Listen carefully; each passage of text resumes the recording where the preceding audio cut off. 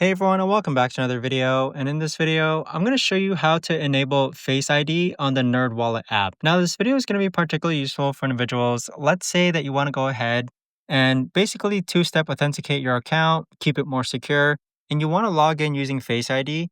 How do you actually go ahead about doing so? Now, this video is going to be short, sweet, and simple, guys. There's not going to be a lot of steps involved.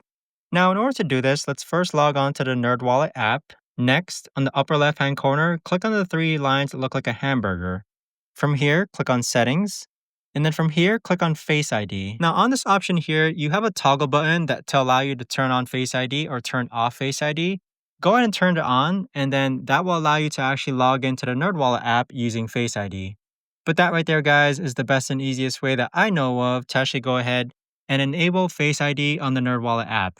If you guys know of a better or easier way to actually do this, let me know in the comments down below. I would love to know. Thanks so much for watching, everyone, and I'll see you guys all in the next video.